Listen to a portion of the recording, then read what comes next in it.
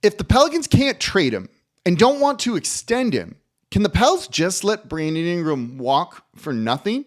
Let's look at the financial and salary cap situation and what that would mean for this team going forward. It's a Tuesday episode of Locked On Pelicans. Let's go.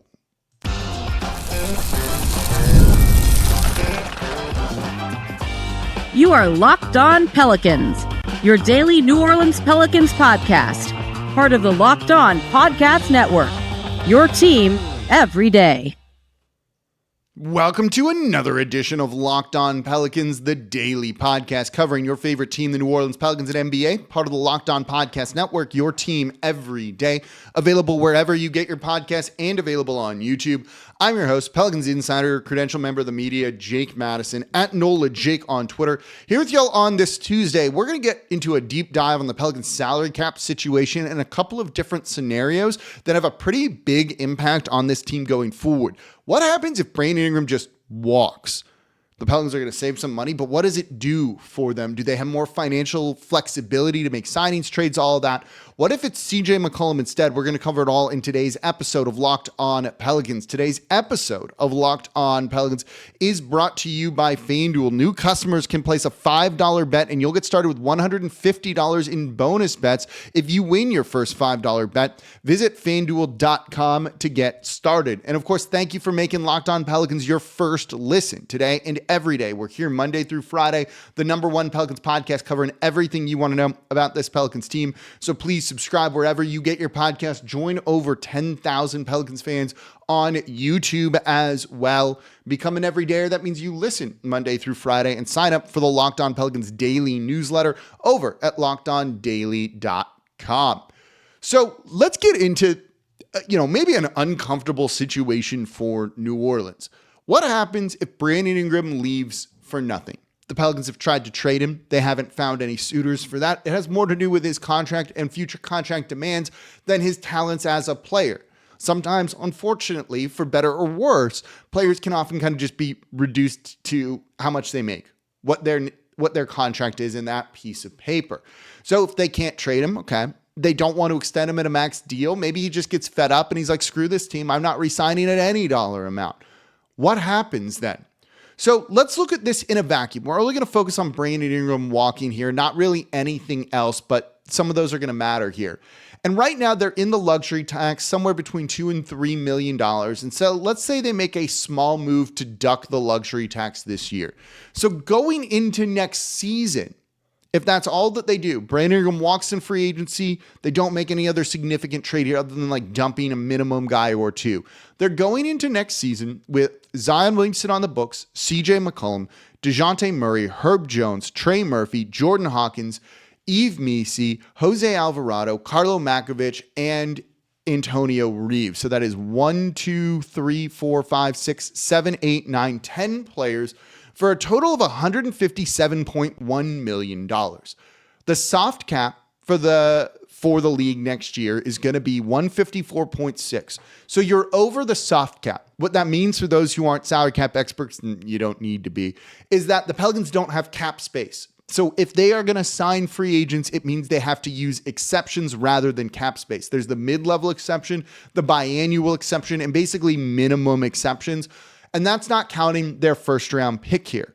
What this does help with, though, is giving them room against the luxury tax. That's kind of been the unofficial number that New Orleans won't go over. So while you can go into that and go above the first apron, second apron, all those things, the luxury tax has kind of always been the de facto, let's call it hard cap for New Orleans. That's going to be $187.9 million next year. So they're about 30.8, let's round up and call it $31 million under the luxury tax for next year for 10 players. So what this does is, it gives you breathing room against the luxury tax, but it doesn't really give you any more ability to sign a ton of players or to sign impactful players, we should say. They still need to fill out, they'll have one draft pick from the first round there. So you're at 11 guys. That means you need to sign 3 or 4 guys to fill out the rest of your roster. So it saves ownership a ton of money. But because you're over the soft cap, it leaves trouble in filling out the rest of the roster. Basically, the mid-level exception, biannual exception, and minimum contracts to fill 3 or 4 spots. Now, honestly, that's pretty normal for most teams here. having tons of money to spend in free agency like really doesn't always work out. There was an outlier this year with Paul George signing with the Philadelphia 76ers, but if he re-signs with the Clippers, they're stuck with all that cap space and no one really good to spend it on. You do not see big name players, signing into cap space or doing any of that. It's usually extending trades and other things. So the days of like, oh, we need a bunch of expiring, so we have $40 million in cap space to sign all these good players, like those guys don't hit the market anymore. So honestly, that position is about standard, right? They still, so yeah, okay, you could do that. It saves you under the luxury tax. We don't need to worry about them going into next season above it and then making some sort of trade to duck under where you're just dumping salary and probably a future draft asset. Honestly, that's not bad. But that's if you believe in that roster. Zion, CJ, Murray, Herb, Trey, Hawk, Misi, Jose, Carlo, Reeves, and whatever the first round pick is. Hopefully Cooper Flagg or one of the other like top 5 guys up there. You still run into trouble though if they really want to improve the roster. If you look at that and you're like, no, we got to make a move. We got to go get a better center than Misi, or we need another big time shooter or something like that. You run into trouble then, because really when you look at that, the only real tradable guy in terms of big salary to bring a big name player back, or even just a medium level player, right? Salaries when you're over the soft cap need to basically match. So the only real tradable guy then is CJ McCollum. And it's a similar position to what they found themselves in this year. They don't have mid-tier salary to trade. You have 4 guys making $30+ million, Herb Jones at 12.5, and then everyone on smaller contracts because Trey Murphy's extension doesn't kick in until next season. So he's still on his rookie deal this year. They can't really find, if you wanted to go get Time Lord Robert Williams III from Portland, there isn't a way to make that deal work. There just isn't, without it getting really complex because of that lack of $15 million, $20 million in tradable salary. Those are type of contracts that are important just for making future moves, even if the player doesn't really matter. Again, sometimes we can reduce guys down to what their cap number is. So yeah, it saves you room against the tax, but doesn't actually let you fundamentally make significant moves. You're saving ownership money. I feel just blah about that sort of thing. So that's kind of where it stands if Brandon Ingram just walks. Saves you from dealing with like salary cap hell, let's say, luxury tax hell, but it doesn't actually mean you're like, cool, we'll go get, sign $30 million worth of players. That's not how that works. So letting him walk for nothing isn't great. But if you trade CJ McCollum this year, then things do kind of change and it opens up the door for a whole lot more other possibilities, including bringing Brandon Ingram back. Let's look at that and let's explore that. That's coming up here next in today's episode of Locked On Pelicans.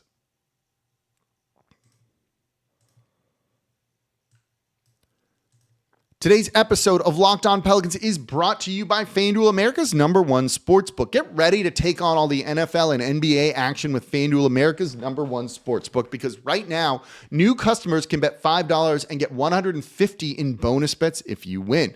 The FanDuel Sportsbook app gives you everything you need to place live bets on the NFL and NBA all in one place. So when you get a hunch in the middle of a game, you can check out the latest stats, view live play-by-play, and so much more on the same page where you place your bets. And those lines are always being updated. If someone gets injured in the middle of a game and it swings momentum, get in on the updated lines. And you can do that by just going to FanDuel.com and joining today. And you're going to get started with $150 in bonus bets if you win your first $5 bet. Betting against the Pelicans might be the smart move here. That's over at FanDuel.com. Never waste a hunch and make every moment more with FanDuel, an official sportsbook partner of the NFL.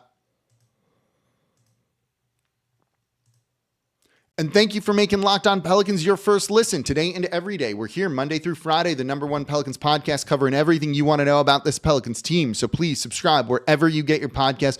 Join over 10,000 Pelicans fans on YouTube as well. And now for your second listen, it's actually reading. Go check out the free daily newsletter for Locked On Pelicans from me over at lockedondaily.com. Scroll down till you see the Locked On Pelicans logo. Click on that, put in your email address. It's that simple, and you're going to get Locked On Pelicans in your inbox every day. But it's not just Pelicans coverage. There's league-wide trends as well. We've hired a couple of really good league-wide writers to give you one big thing you need to know, whether it's a specific team or a trend around the NBA going on this season. They've looked at injuries. They've looked at the pressing defenses. You're seeing a lot more full-court press, which I think is a lot of fun. They're breaking down what's going on around the league and fantasy basketball advice to win your league from the GOAT, Josh Lloyd of Locked On Fantasy Basketball. So go to lockedondaily.com to subscribe. And of course, become an everydayer of Locked On Pelicans, even in a lost Pelican season, and it is lost. We're covering the important topics you want to know. What matters going forward for this team? How are they going to operate? Not just screaming, yelling. Let's look at this team and see what they need to do, what they will do so that you're as informed as possible. So become an everydayer. Let me know in the comments down below if you're an everydayer. So we went over what happens if they let Brandon Ingram walk. Look, it's not like an outright disaster where you're like, oh my God, what are they going to do? But they don't really have a way to replace that production. It just basically helps them with the luxury tax. And that just means savings for the franchise. I don't really care about that. I want them to be better and win. I want them to pay the luxury tax. I want them to have a team that's worth paying the luxury tax for.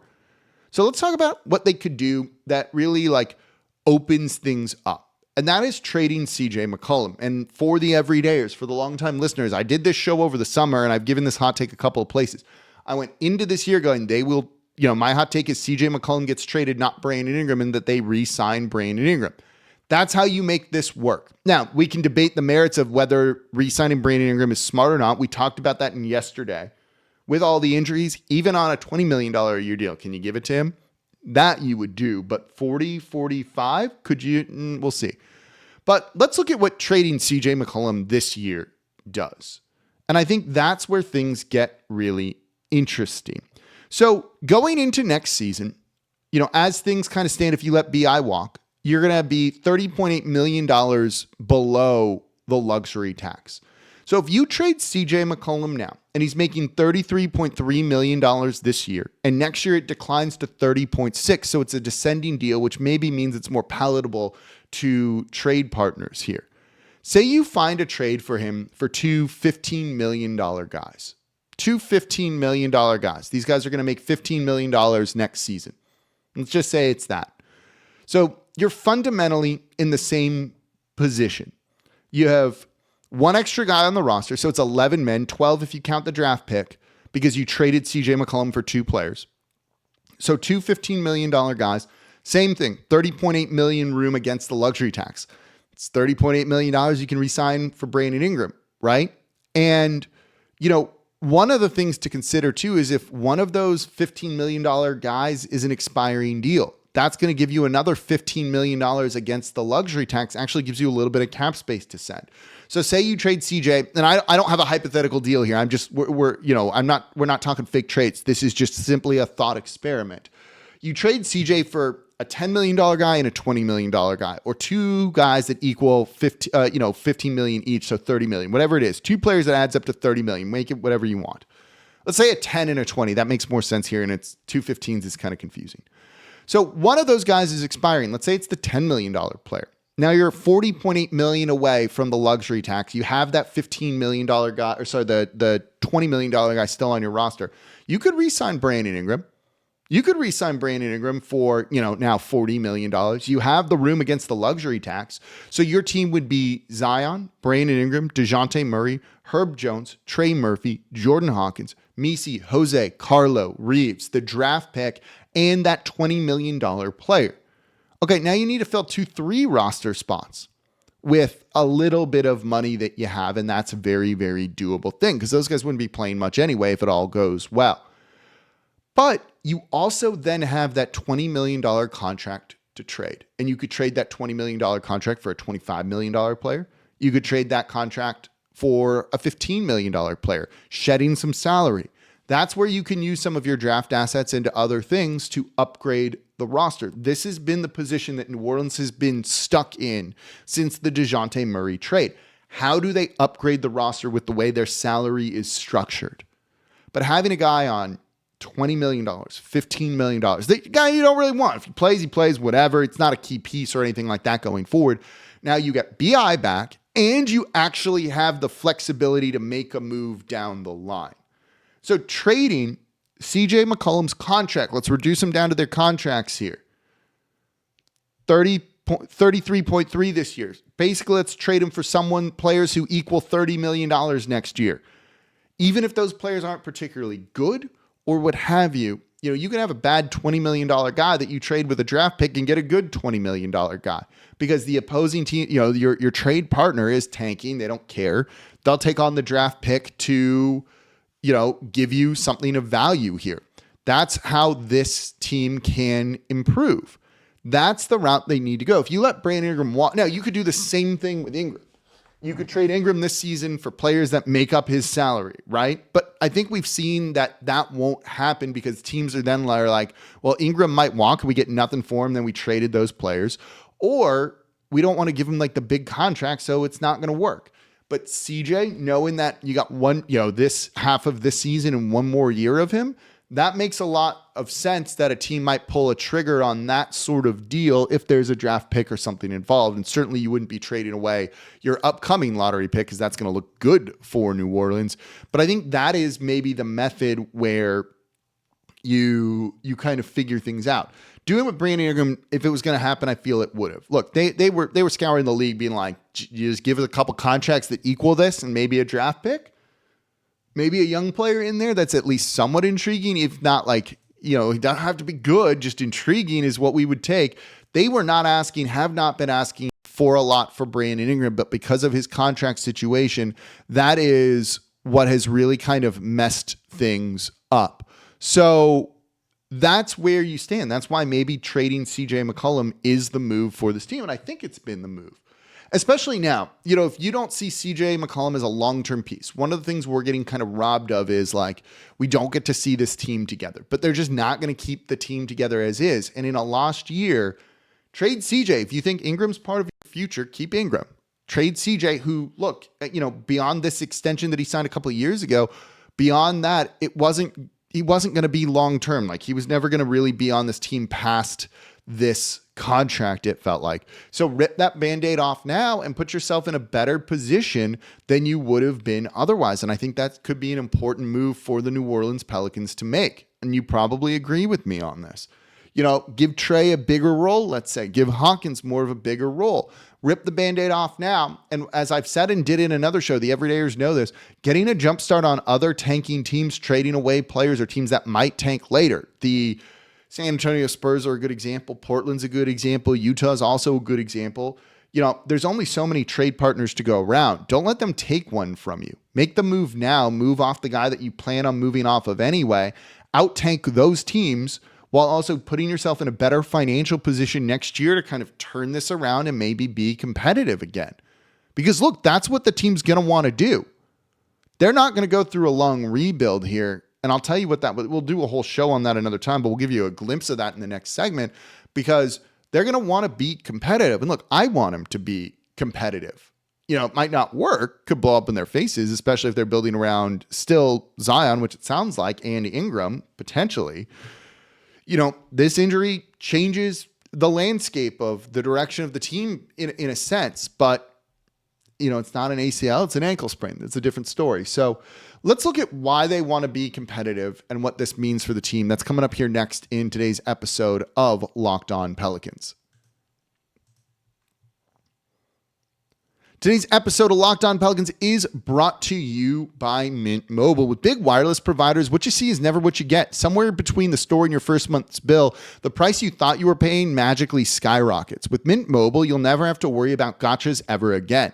When Mint Mobile says $15 a month when you purchase a 3-month plan, they mean it. So say bye to your overpriced wireless plan's jaw-dropping monthly bills and unexpected overages. Mint Mobile is here to rescue you with premium wireless plans starting at $15 a month, and all plans come with high-speed data and unlimited talk and text delivered on the nation's largest 5G network. So use your own phone with any Mint Mobile plan and bring your phone number along with your existing contacts. So ditch overpriced wireless with Mint Mobile's deal and get 3 months of premium wireless service for $15 a month. To get this new customer offer offer in your new 3-month premium wireless plan for just $15 a month. Go to mintmobile.com/lockedonnba. That's mintmobile.com/lockedonnba. Cut your wireless bill to $15 a month at mintmobile.com/lockedonnba.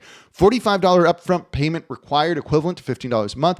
New customers on first 3-month plan only. Speed slower above 40 gigabytes on unlimited plan. Additional taxes, fees, and restrictions apply. See Mint Mobile for details. And thank you for making Locked On Pelicans your first listen today and every day. We're here Monday through Friday, the #1 Pelicans podcast, covering everything you want to know about this Pelicans team. So please subscribe wherever you get your podcast. Join over 10,000 Pelicans fans on YouTube as well. And by the way, what is going on with Derek Carr? Broken hand, but not surgery. He's got a clause in his contract that fully guarantees in the event of injury here. My head was kind of spinning after Sunday. Ross Jackson of the Locked On Saints podcast straightened me out, told me everything I need to know, while also looking at Darren Rizzi and his future job and all of that. Clint Kubiak, could he be the offensive coordinator? Ross Jackson covering everything you want to know about the black and gold over at the Locked On Saints podcast. Make them your second listen today. Part of the Locked On Podcast Network, your team every day. So let's answer a question from a listener. And this one comes from Eric Ram. And he goes, what is the next direction for the Pelicans? Do we start a rebuild or try to compete? Look, they're not rebuilding yet.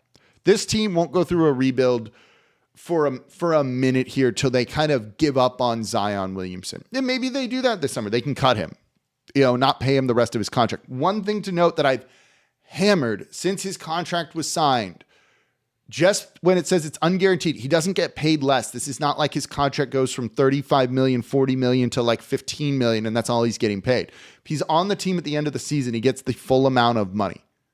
So it's only if they just completely cut him, be like, we're done here. We're going to waive you goodbye. Go sign with any other team if anyone will have you, right? It doesn't lower it. It doesn't change the salary cap or anything like that as long as he's on the team. So that's worth keeping in mind when it comes to this. But they're going to try and compete. They're still going to have Zion on the books. They're going to do everything they can. It's as simple as that. I don't necessarily know if they have the stomach for a rebuild. And if they want to try and do a rebuild, they would need to do it properly. And that's literally sell off everything, get as much cap room as possible. This is the proper way to do it. They won't do this. Very few teams have the stomach for this sort of thing because you're bad for a while. You're bad for a while and you need to be. OKC was bad for a while, even with Shai Gilgeous-Alexander, till really kind of emerging as like a contender last season, not even the year before really, when they were like surprisingly good. It was last season that they took that leap. When you look at this, the best way to do this is you clear your books. You clear your books. You try and clean up your cap as much as possible. And then with all of that cap space, you don't go spend it in free agency. It's not like we have $60 million. We could sign anybody. You don't spend it. You don't spend it in free agency. What you do is, hey, team with a bad 30 million Pelicans, right? You call up the Pelicans, be like, yeah, look, you got CJ. You don't want him on your team. You need the salary cap relief. Here, we'll just absorb him. You send CJ and 2 first-round picks, and we'll just put him on our books. Because you have cap space, you don't need to send the equal amount of money out as long as you have enough to absorb the salary. So if you have $30 million, $40 million, you can take on a $35 million contract and just bring it on in, and you don't need to send players out. Makes getting deals done far, far easier. So you do that, but you're going to be bad. You got to wait for those contracts to later come off the books, and you keep doing that. And essentially what you're doing is you're renting your cap space out to other teams for first-round picks. And then you can either use those first-round picks or you can package them for other things. This is why OKC has like gobs, tons of future first-round picks. That's what you do. But it means you're going to be bad for half a decade, 5 years, as you hope to strike gold with one of those draft picks that you have. The draft can be a crapshoot, so maybe you do, maybe you don't. So all of that is to say, I don't think they're going to want to do that. Look, I don't really want to go through that. I don't think you want to go through that, even if it is, in theory, the smart move. So they're going to try and be competitive next year. Look, that might mean re-signing Ingram and giving it a go with Zion and Ingram again, even though I think we've seen enough that this isn't what they should do. But that's the way that you're going to be competitive. Look, making the playoffs is fun. Making the playoffs is fun. As simple as that. Winning games is fun. We all love that. That's why we're here. You don't have to win a title every year, but making the playoffs and having a good year and being excited about the team versus this is an exciting thing. You know, I look at the grit and grind era of the Memphis Grizzlies from like the mid 2010s and stuff. And to me, like they never won a title, right? They were never going to win a title. But that was a team that would have been like, if you lived in Memphis, so much fun to root for, had an identity that you liked and all of that. And they made the playoffs every year. They were good. They're competitive. Even if we kind of look at that team, especially with hindsight, we're like, yeah, they weren't going to win a title. But that era isn't considered like a failure. I'd call it a success, especially for a small market team like that. I'd kill for a run like that here. I'd rather win a title, but I would absolutely take that. And I'd be willing to bet a lot of y'all would too. So they're going to try and be competitive next year. And I think if, you can let Ingram walk and just save money against the luxury tax, but that's not going to make you more competitive. Trading CJ now, as much as I love CJ McCollum, and I think he's really important to this team. The professionalism, the shooting, he was really good last year. All that really, really matters. But if you're trying to kind of position yourself for the best long-term success, or at least have success in the next couple of years, it feels like trading him is the way to go. Maybe re-signing Ingram, depending on what that looks like. Or then if you get rid of both of them, you can then maybe kind of tank and go into a longer rebuild. But you really need a lot of assurances from up top with that sort of thing. So I think they're going to try and be competitive next year, meaning if your roster next year is Zion, Ingram, Murray, Herb, Trey, Hawkins, Misi, Jose, Carlo, Reeves, whatever the draft pick is going to be this year, and then a $15 to $20 million contract that you can spin around for better stuff, like you could be in a pretty good position, I think. You can upgrade the center spot there, bring Misi off the bench. You could add an elite shooter. There's things that you could do in that regard. You could just trade it for depth. Like there's things that you can do. And so that's probably the route they should do it. Will a team be willing to take on CJ's contract? I'm not sure, but if he's not part of your long-term plans, and it doesn't feel like he is, moving him and then maybe re-signing Ingram is the way to go. But maybe you don't want to re-sign Ingram, the injuries, right? Maybe you don't want Zion on the team anymore. I think a lot of people are feeling that way. And I think that makes a ton of sense. That can you just really do this again? Right? God, that sounds exhausting next year. But it might be the only way to be competitive. So we'll see. Well, maybe it just depends on if they can find a partner for CJ McCollum, trade partner for CJ McCollum. Let me know what you think in the comments down below on YouTube. And that's going to do it for this episode of Locked On Pelicans. As always, I'm your host, Jake Madison, at NOLA Jake on Twitter. This is the Locked On Pelicans podcast, part of the Locked On Podcast Network, your team every day. Don't forget to subscribe to the Locked On Pelicans daily newsletter over at lockedondaily.com. And I'll be back with y'all tomorrow.